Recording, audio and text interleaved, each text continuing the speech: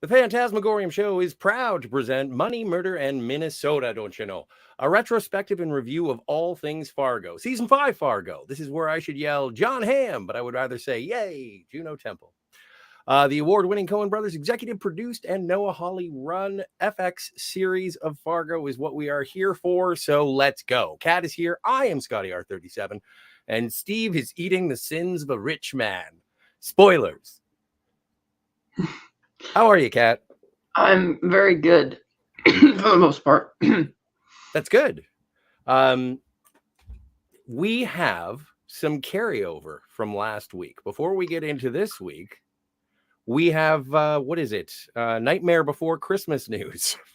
Yes, I forgot, at the very end of the last episode, episode 2, when Dot and Wayne and Scotty are sitting down for dinner, the camera's slowly pulling out the window and they start playing the opening song, This Is Halloween, and it segues into this transition in the dark to the gas station where Ole Munch, as we learn his name is pronounced, kills Gator's deputy, pinning the note that says "You owe me" to his chest, and the song stopped before he jumped up and got the guy, and I thought, why are they putting Nightmare Before Christmas in Fargo? It's like, yeah, I know Disney owns it now, technically, all that, but it's like a beloved children's family Christmas Halloween movie, and you're gonna put it in a series as this, like, okay. It's like, what is that about? Admittedly, I liked the beginning of it because the lyrics, the beginning of the lyrics is like, yeah, I could see how that would kind of, it is very strange, the beginnings of the first 2 episodes of the show. Oh yeah, who wants me to make some pancakes for sure? Lemon, good to see you. Well, and it also answers the question that you had last week as well, because you were like, why did they stop the song when the best part was happening? And maybe that was, you don't want the guy to get stabbed in the neck while the Christmas Town is playing. No, that's what I would have thought. That would have been the perfect part in the song when Oogie Boogie's shadow is on the moon and he says, I'm the shadow of the moonlit night, filling your dreams to the brim with fright. That would have been the perfect moment right when he finishes saying that, to have because you see the guy leaning against the car, but you don't see the reflection of Ole coming up against the window when he knifed the guy. Like, that would have been really something. Okay, so we talked about with Lorne Malvo how he was basically an embodiment of an agent of evil. The devil, yeah. Essentially, yes. That's his name, Forlorn Malevolence. Oh, really? Lorne Malvo. Lorne is in forlorn, Malvo is in shortened malevolence. I thought I was relatively clear-headed during our shows, but I completely forgot if you said that before. But so Munch is an actual, like, immortal? Well, I took it that it can either mean that, or it could mean that it's just his ancestor and he's playing the same character. But to clue people in, yes. Let's start. That's my biggest question. Yeah. So the first thing is that the episode begins with Roy going to the gas station to see his son Gator to find out what happened. And he decides, well, we're not going to tell the rest of the police about this. We're going to cover it up. You're going to make it look like an accident, and you're going to tell the wife about it. And he's like, man, the guy came back to the same gas station. He must have a lot of balls, which is, again, another No Country reference where you go in and kill the desk clerk one night and come in and shoot the retired Army colonel the next. And it's funny because he's like, man, that guy's got some tough balls. And Roy's like, yeah, yours must feel real shriveled up after being beat by this guy twice already. And he throws a little tantrum. Yes. And well, he does, yeah. Oh, damn. And I love how Roy is like, you finished? Yeah. You done? And he's like, you better sleep with one eye open if you don't sleep at all. And he's like, oh, we'll get him, Dad. He's like, no, that only happens in the movies, son. They'll, the guy's going to cut your throat before you're even ready. And it's like, okay, so Roy's kind of got a handle on what they're facing. And he asks his son, what do you know about this guy? He's like, well, I know his name is pronounced Ole, but we didn't really look him up. We looked up his partner. He's like, oh, you mean the dimwit who's dead in the bathroom? He's like, yeah. And he's like, we'll find out what you can about him. And Gator just tries to, psych himself up in his room where he sees got the big Confederate flag emblem with the "Don't Tread on Me" saying on it, and he's playing heavy metal music, and he puts on his uniform, and he's trying to psych himself up. I'm a winner. I'm a winner. I'm a winner. It's like clearly he's already demonstrated he's not really cut out for this. Well, and that is yeah. one of the references that was made as to Noah Hawley sort of layering in the Nightmare Before Christmas, is that he was comparing Gator to Jack Skellington. It's like both are men who are supposed to be hard, but they have soft hearts. Yeah, because when we first met Gator in the second episode, he was practicing his golf swing on a video game because he's like, "Oh, there's a tournament in the spring. I could get $2,500." That wasn't Gator. Wasn't that Gator? No, that was the lady policewoman. Obviously, the policewoman. Oh, that's right. She was talking to the other guy. So that's her husband. When we first met Gator, you could tell that he's not really good at this job, but his dad keeps putting him in charge of, why Roy asked his son to find the people for the kidnapping, I don't know. Okay, well, so yes. Lemon Pie says, I'm at a disadvantage. I haven't seen the latest episode, but spoilers do not bother me. I'll enjoy it anyhow when I watch it. Well, I appreciate you sticking around. That's why I try to announce it as being spoiler filled, because we're 2 days after and we're watching it on the fly. If you want to, don't watch these conversations if you'd like to be not spoiled. If this is your first time, make it your last until you've seen the episodes. But if you'd like to keep up with us, please do like and subscribe. You were saying our one of our main audience members. But yeah, we could see that Gator's not really he's doing it because his dad wants him to do it, and his dad keeps pepping him up. Like he says, "You're gonna take the new plan to go kidnap her on Halloween because they're all wearing masks and everything." And he's like, "Remember, only people you could trust. You could do this. I believe in you." All that kind of crap, which ties back into Ole Munch and his motivations. And so, oh my stars, I see the Jack Skellington comparison because he's not he's too incompetent to be doing the things that his dad wants him to do, and he probably is only doing it for the sake of impressing his dad. It's not something you would think that a guy like Roy, who has no aversions about doing this type of stuff, would raised a harder son, but he hasn't. Thank you, Lemon. I am the audience, says Palpatine. Exactly, precisely.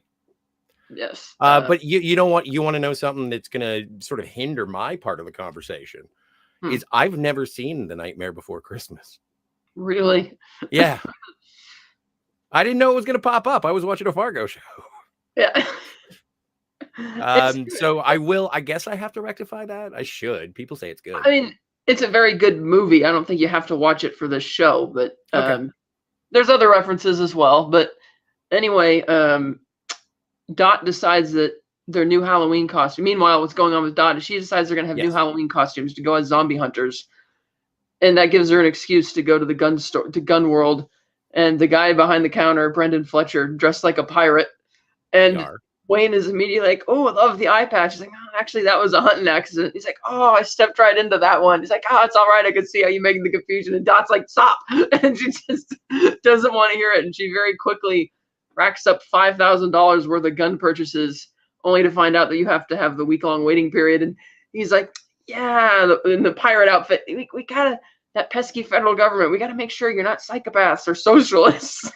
Or socialists. That was a nice touch. But when Dot orders the guns, she does it sort of like the Terminator in the first Terminator, where it's like, "Give me the 12-gauge shotgun, the phase plasma rifle, and the 3-watt weight." Only what you see, pal.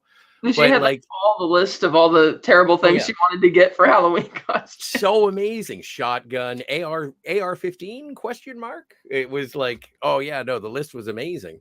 So, but yeah, and she gets a Desert Eagle. Yeah. Which I had seen recently. While it looks cool in movies, it's a highly impractical weapon. Of course. Yeah. But it's the big one. It looks good on TV. I remember seeing something like that at a gun store up in Downeyville, and it was called the Judge. And it was a huge handgun that is like, "Oh, you could kill an elephant with this thing." And it looked like it probably could, but highly impractical. And it's like, okay. So she's trying to buy these. I love Wayne's reaction to this too. He's like, "Dad, what are you talking?" It's like, we need the protection. And even when she tries to talk the clerk out of, letting them skirt the week-long waiting period, she's like, our home is not safe. He's like, oh, I understand. And then she's like, well, you got any pepper spray to go and deal with that? I'm surprised she didn't replace her taser. She needs a taser. That's true. She does. She might have bought one. I don't know. But we also briefly check in with Lorraine, and she and the lawyer Danish are being confronted by the officer Indira Olmsted, who's insisting with her boss that they have evidence, hard evidence, that contrary to what your daughter-in-law tells you, she was indeed kidnapped. We do know it's the unknown male's blood, and that I'm fairly positive that the state trooper from North Dakota is going to identify her as the guy who was in the car and at the melee. And she's like, well, can't we just make this go away? And the guy's like, a state trooper was killed. She's like, in North Dakota. Yeah. Remind me, what state are we in?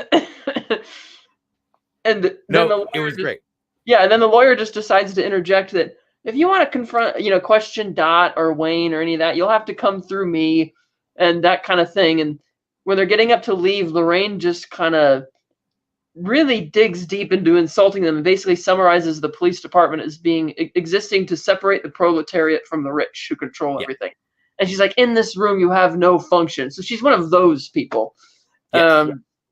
Which, but again, don't forget what's going on with Ole Munch. Roy Tillman already said that to the FBI. Right, exactly. And so it is a matter of power structures across the board with these characters. Right, and speaking of Roy, we meet his new wife. I guess he's married to her with the 2 daughters, meaning he would be a bigamist, or he's not married to her, I'm not sure. But we meet her father, who's a member of another, far-right militia, 1776. He's like, we're not going to take back this country through just harsh words. And Roy almost kind of rolls his eyes at that. He's like, even though Roy's kind of into that stuff, he's not like that far into it. So it's like, is he just into this because it's advantageous to him having control of this community and feeling good about himself? Or is he like a true believer? Maybe he's somewhere in the middle. We don't really know. Well, the indication is, as the episode goes on, he does spend that time in the church. Mm-hmm. So he does. I think he believes exactly what he said when he was sitting in the hot tub. But I do think that he's in charge of that county, and that's all he really cares about. Because he was there, his father did it, his grandfather did it. Like, he's married to that land. He doesn't really, I don't think he has ambitions outside of that land. Yeah, like when he's lying in bed thinking about Dot being at home and coming up with a plan to have her kidnapped on Halloween night, and his girlfriend or whatever walks in, and she's proposing these different sex games, like the angry feminist, or the what was the other one? It was like naughty hitchhiker. Yeah, that's right, naughty hitchhiker, angry feminist. I'm like, okay, so I could see why he would get off on the angry feminist one, because his whole belief system and personality and stuff like that, because of how old school he is. But he's just not interested in, which is why I'm still kind of perplexed as to why he has the damn nipple piercings, because it seems so off for his character. I don't know. I think like they had a chest of accoutrement for their bikini times, the coitus.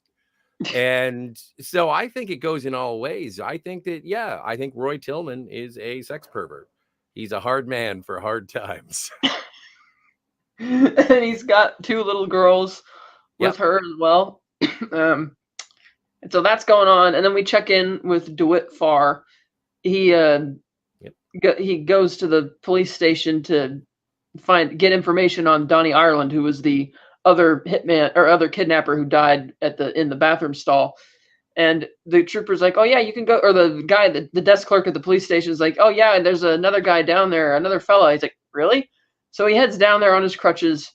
And I noticed they made a point of showing how tall and how high the stairwell was and him getting to the top of it, but they didn't show him trying to navigate down. And he kind of had a look on his face like he's got to, do this. And he gets down there and he finds Gator going through it and stuffing something in his pocket.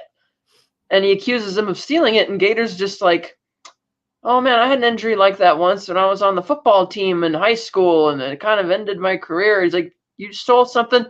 And he's like, nah. And he's telling them that, yeah, you wouldn't want to be like what happened to the guy who did that to me. It was a, dirty play type thing. And he accuses him a third time of stealing something. He's like, seriously, what'd you put in your pocket? Yeah, he's like, if you accuse me of stealing again, you're not going to like what's going to happen. You're going to end up just like what I did to the other guy. And he's not intimidated. So he asks him, And he's like, well, you don't want to have that feeling of a tire iron flying in your face, and I believe he probably did that or something to that effect. And then he kicks the guy's crutch out from him as he's leaving. And sure enough, when DeWitt looks inside the the evidence box, he took everything. Like Gator took everything, which Yeah. it didn't seem like he stuffed his pockets very much. There must not have been much in there, so we don't really know what he took because they made a point of not showing us. Well, yeah, the episode does sort of lead to a this is a tension building episode, I would say. There's not a lot of action. There's a lot of weird stuff. And also, he did take everything, but he left the Slim Jim wrapper. I think that, one of the things we haven't had so far is the good law enforcement doing their thing in Fargo. So I'm looking forward to more with Wit. And right, he is smart enough that he goes back upstairs and asks the desk clerk, like, did the guy leave a card? He's like, yeah, and he gives it to him, and he looks him up on a laptop at a diner, and he sees that Gator's gotten into trouble with other law enforcement, and you have the big debate between the different sheriffs and how Roy's trying to look all country with his gun, and the other guy looks more business suit professional, and he's reading about it, and he sees the message from Indira, which, again, like we talked about last week, why couldn't she just get an email or just call the department? Like, big deal if he deleted it off the phone.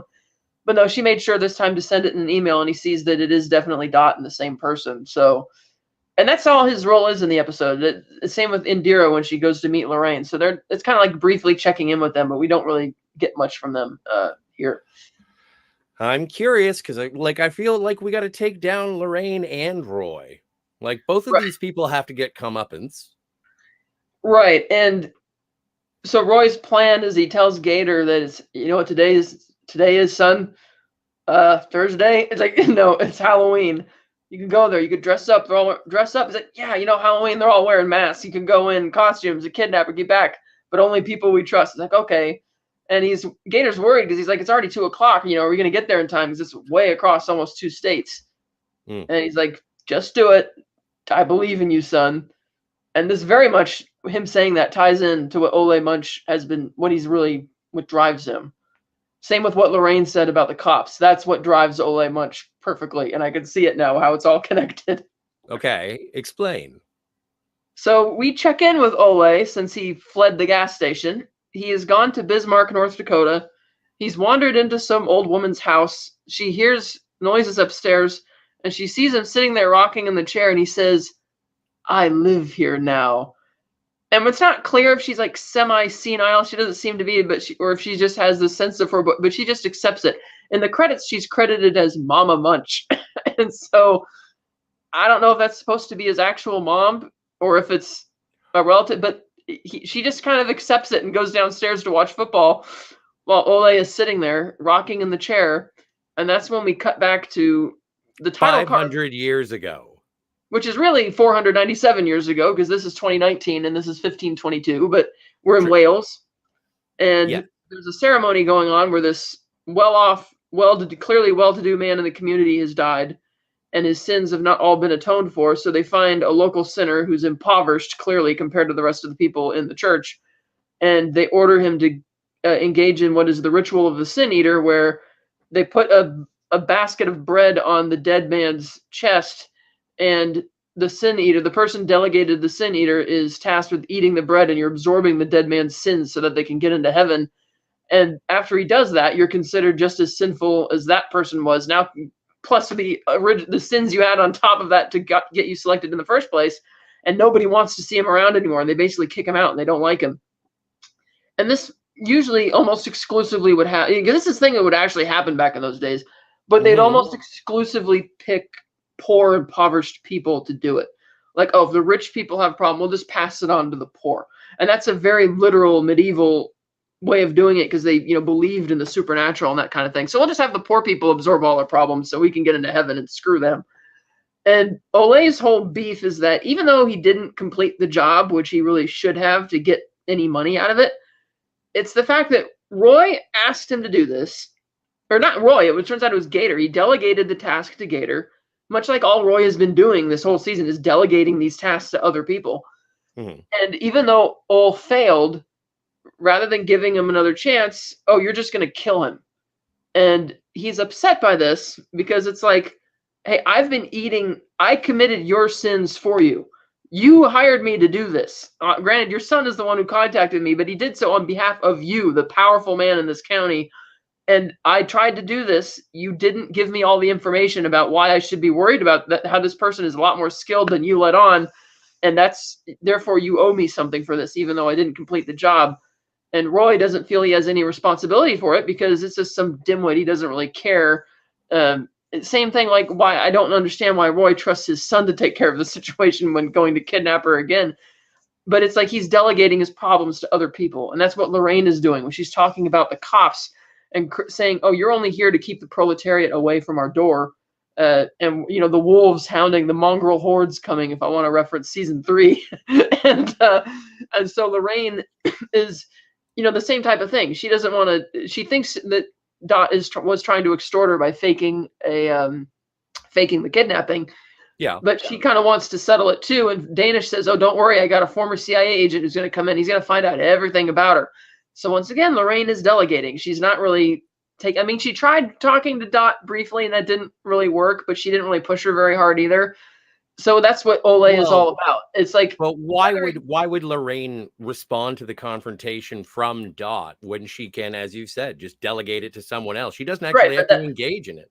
Right, exactly. But she's like very wealthy, very opulent, obviously very snobbish and arrogant and dismissive of, you know, the lesser classes, if you will, clearly disappointed in her son, Wayne. Yeah.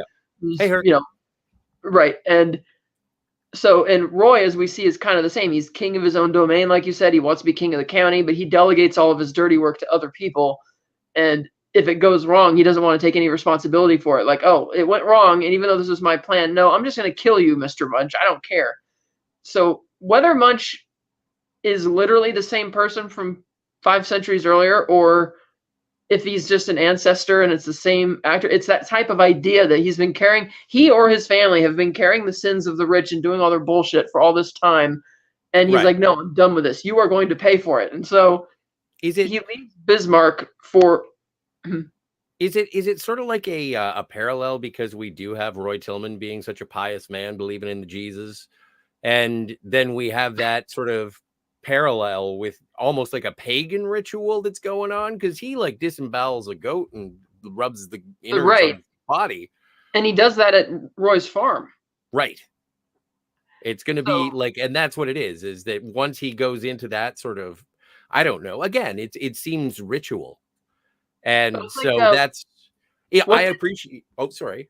There was a comment earlier by Lemon Pie. He said, "Old Scratch is another word for devil or something like that." Ole Munch sounds like the appetizer at the local Mexican restaurant. No, this was earlier. He's right, though. It does sound like that. Old Scratch.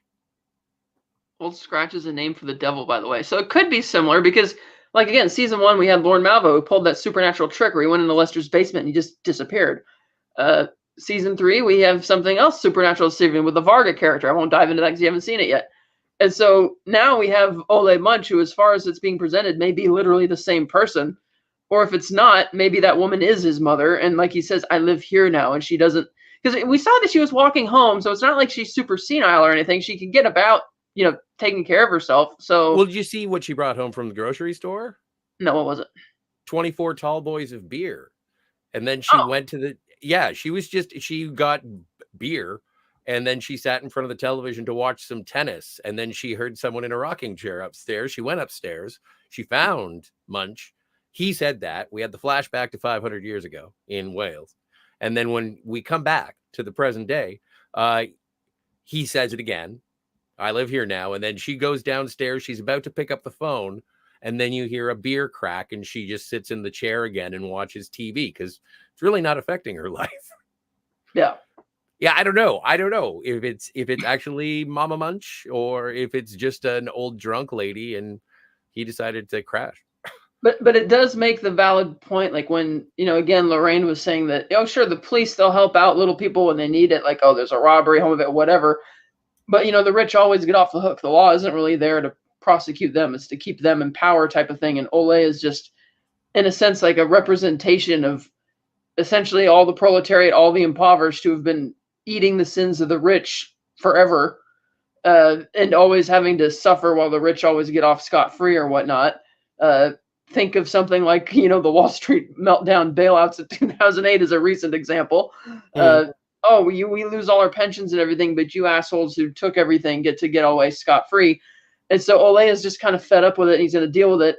And then the ending of the episode is a combination, again, Olay walking into Sheriff Tillman's house, like his actual farmhouse, where the girlfriend or the new wife or whatever, Karen, who's named Karen, which I thought was funny, has put the two little girls to bed. And meanwhile, we see more Nightmare Before Christmas references, where we have, not just because the Gator and his crew are wearing masks of characters from there, but the specific masks they're wearing. So Gator's wearing Jack Skellington, which is, again, a guy who in the movie, he's the king of Halloween Town, but he's like Guy's depression. It's the same thing every year. He craves something different and is a bit softer. And then you have the goons in the back putting on the masks of like Lock, Stock, and Barrel, who are Lock, Shock, and Barrel, who are the little kids in Halloween Town who lord over the Oogie Boogie, the boogeyman, and their job that Jack Skellington gave them when they're going to take over Christmas and give Santa the year off is to go kidnap Santa Claus. And they sing a whole song about all the truly sadistic, evil things they might do to Santa Claus and take off to go do that. Eventually they concede in the movie that, Jack's going to get mad at us if we hurt him because he told us not to. So we'll just get him in a bag and tie him up and take him back. And that's basically what they're planning to do with Dot. They're going to go find her and they're going to take a big bag to her up. And you see them putting on the masks and they're like little almost dimwit kids type, kind of like a Nightmare Before Christmas. It's like, here we go. And you have the two-faced mayor driving the van. And Dot, of course, took precautions. She changed around the street signs outside. Yes. She got the new costumes. She's carrying the zombie killer baseball bat with the nails in it. She probably has pepper spray because she did mention she was going to buy some. They go trick-or-treating. Gator shows up and he's confused because he's like, well, the street sign says one thing, but the internet says something different. So they round the corner a bit. And maybe it just was bad luck at the last second, but he sees her in the rearview mirror. She's crossing the street to go back into the house.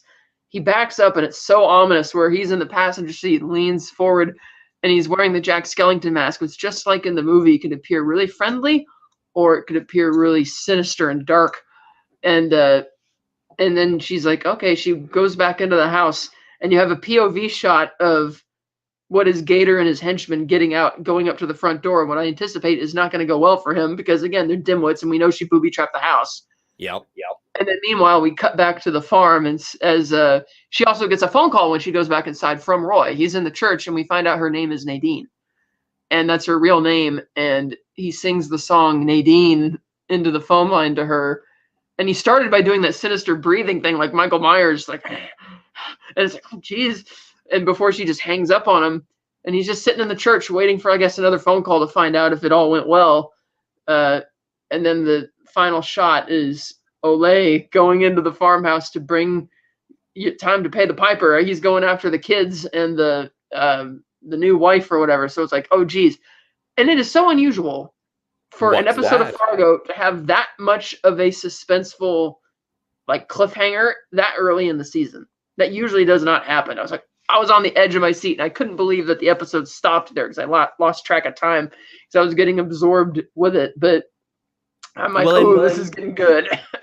Well, and I know what you mean. Just in. Oh, you just muted yourself. Oh, sorry. Hang on a second. I hit the wrong button. The tension that is there, is that because there's sort of a Kubrickian score going on? It sounds very much like the Shining. Well, it's that, and it's also just the context of what's going on. It's like we have all the dimwits who are ready to go kidnap her. We know that her husband is not up for it. They even say that in the van. It's like, remember, the husband's going to be easy. The mother is going to be the problem. But then Olay, who's just, again, I get the sense he's going to be in the show for a while, so I don't think he's going to necessarily die in the next episode, and I don't necessarily think that Sheriff Tillman's not going to die in the next episode. At least I don't think he will. I hope not. Well, I don't know. I wonder, was the father-in-law, was he the guy from the 1776 thing? He was at the same farmhouse, right?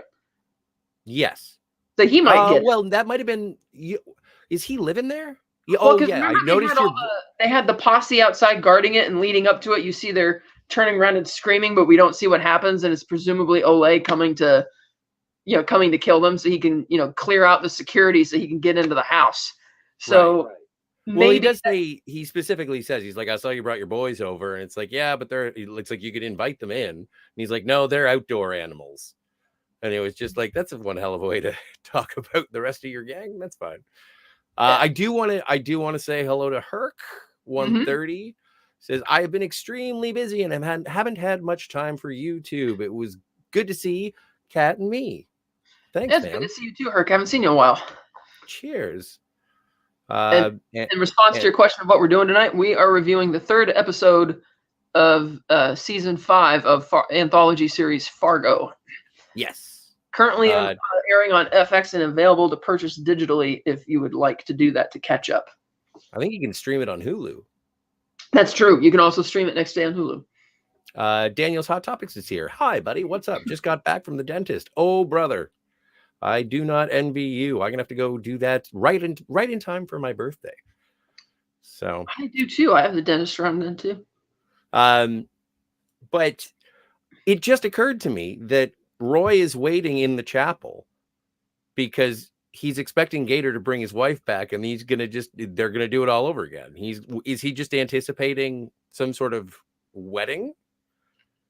Well, that's the thing, because I don't know, like, is the other woman just a mistress who he's had kids with? And again, who is Gator's mother? Because Juno Temple's care, Dot is not old enough. Nadine, as we now know, is not old enough to be his mother, unless they're trying to do a cheat here. So I don't know. But then again, when he looked at her with a Jack Skellington mask, it was almost like there was a hint of recognition. I mean, certainly he would remember her because, she'd only been gone 10 years. But so I don't know what's going on. Is Sheriff Tillman a bigamist? Does he have multiple wives? I don't know. And so that's a good point. Like, is he just going to, because it's, yes, like definitely a Kill Bill vibe, Lemon Pie. But you're right. That's the question. What is he going to do? Because it seems like he wants retribution, because he talks to her about, oh, you have a debt to pay type thing. You said that your vows for better, for richer or poorer, sickness and in health, for better or worse. And you can't run away from this, even though we know he's an abusive prick. And so does he just want to, and that he's aware that she has these skills and these abilities. So it's not like he's going to give her any type of freedom and have her be a prisoner, basically. But how's that going to work with, again, the mistress or the new wife, or, the mother of his 2 daughters in the house? Like, I don't really understand how he expects this to play out, or how much does his new wife, or how much does Karen know about what he's actually up to? Or does she even know that he has this former wife? She might not. No, but Nadine's picture is on the wall. Karen knows there are 3 weddings. There were 3 wives that were shown in the pan of his sort of personal photos. And the first one was Karen. There was one in the middle, and then there was Dot. And I was like, so is, like, as you were asking earlier, is he like a polygamist? And I don't know how it works.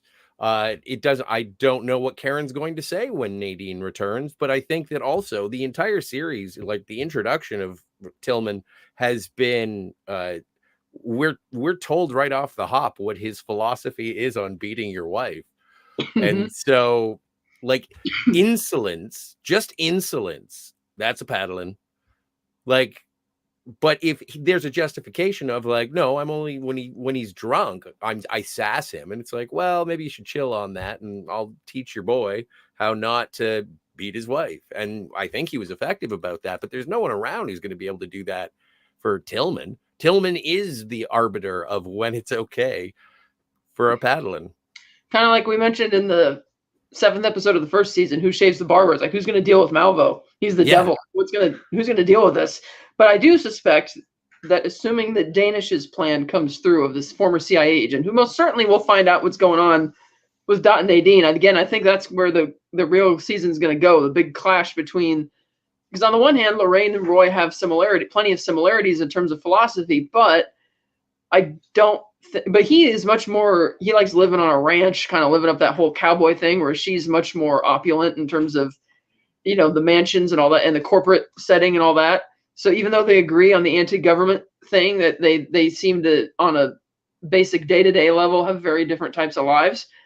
But I don't think she's necessarily going to just simply write it off as, oh, we'll just let him take Nadine and I'll tell Wayne, I'll just whip him into shape and be done with it. I think that's where the real conflict of the season is going to go, and I think Dot is still going to be the hot potato between them. That's kind of where, and I don't think they're going to succeed in kidnapping her next week necessarily, unless they get leverage. Not with that sledgehammer hanging from the ceiling. Oh, Ashley Lynn, Gaia Storm. oh Hey, God, hey, y'all. Something that would be so funny. What if the sledgehammer comes down on the guy who was driving the van wearing the mayor's mask? Because the joke about the mayor, the reason his head is shaped like a cone, is because when he's happy, he's kind of smiles. But even when the slightest bit of conflict or challenge arises, his face spins around and it's like white and sad and freaking out, because one of the lines he says about Jack when he's knocking on his door and Jack's not answering the door, and he's like, his face, he goes from being happy to turning his face being sad and upset, and he's like, Jack, I'm only an elected official. I can't make these decisions by myself. So wouldn't it be funny if the guy wearing the mayor's mask is the one who walks in first, and when the hammer smacks him, it knocks his mask around, spins around, like that would be cool.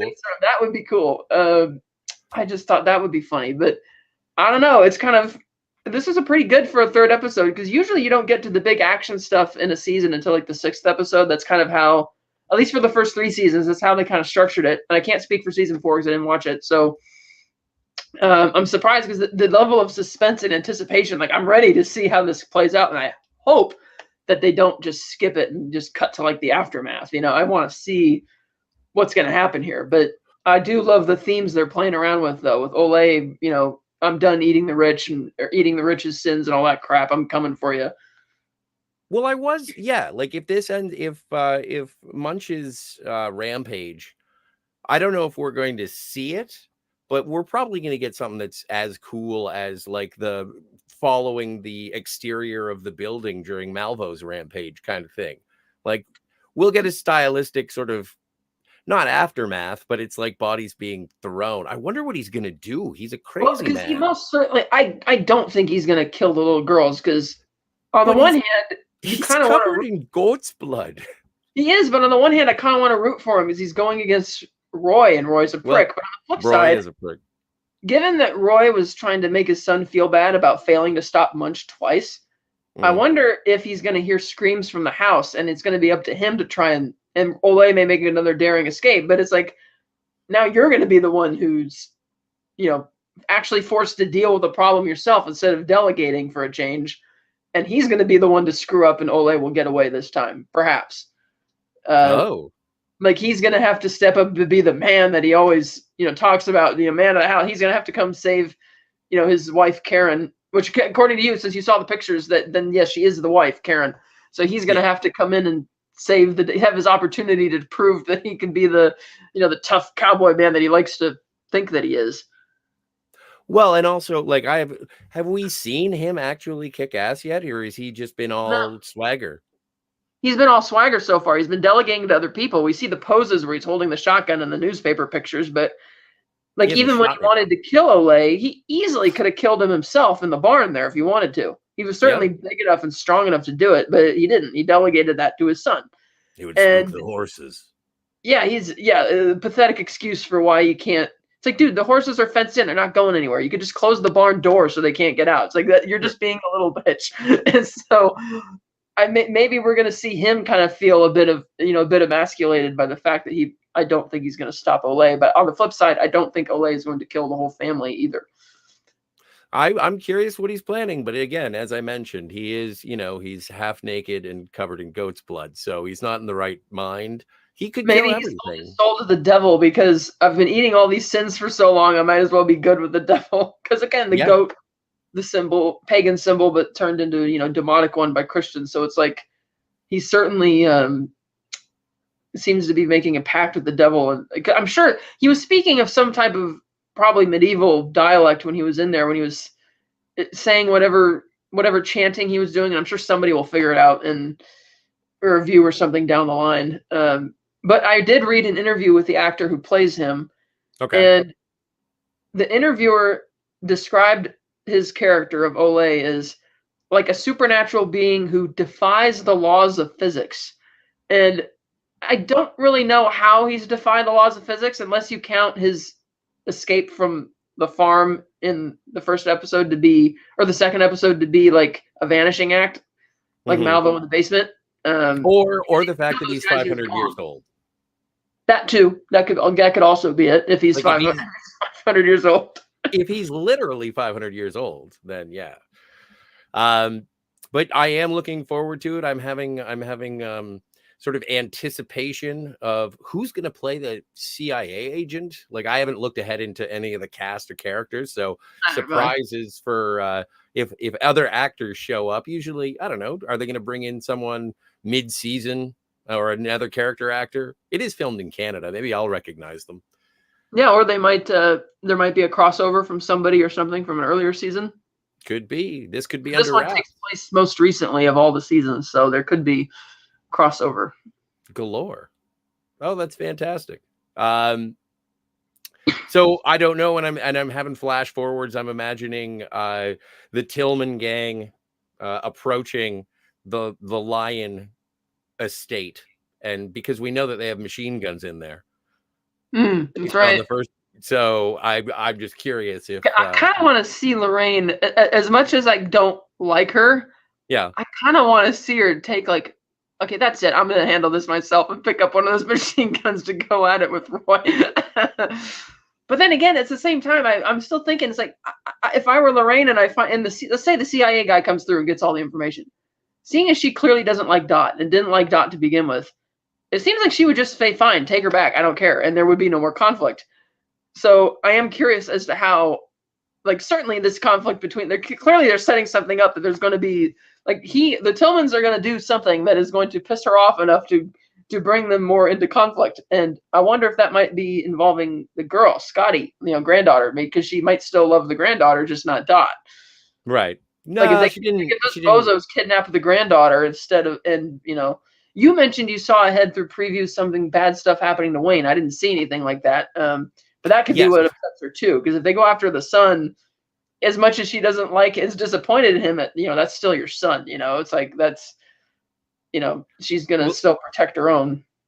It's in one of the trailers for the season, and it shows Wayne, and I think he's just wearing like a singlet and his boxer shorts, and he's kind of busted up, and he's running behind a car. I don't know if he's tied to the car, but he's running behind it, looking rather unwilling to do so. So something happens to him, and that's from the trailer. So that's like, I'm not even spoiling nothing. The same in one of the season trailers, we do see the copying of the scene in the movie when Geyer Grimsred runs out to kill Steve Buscemi, because somebody turns around and Olay is running at them with an axe, ready to swing right in, and the trailer cuts off right as the axe is about to embed it. And I'm sure if I freeze framed it, maybe I can figure out who it is. It's somebody with blonde hair. I don't know who that is yet. So at least that tells me he'll probably survive the next episode. Because the interview did give me the sense that the actor is in most of the season. So I don't think he's gonna be off just yet. It is snowing. Like, I don't know. Halloween usually isn't a very snowy time. It's cold and rainy, but it's not usually snowy around here. But I don't know, that part of the Midwest. Yeah, North Dakota, probably. I think Southern Ontario is further south than North Dakota, so. That's true, and she's in they were in also. Oh, yeah, because it was both North Dakota and Scandia, Minnesota, where you had the snow already. So maybe an early winter storm or something. I don't know. We'd have to check out the weather patterns for 2019 in that neck of the woods. See if it's accurate. Yes. Because they certainly are preparing for their own Nightmare Before Christmas, and it's about to happen next week. Yes, I can't wait. And it was a great cliffhanger. Still hooked, still going for it. But I don't know.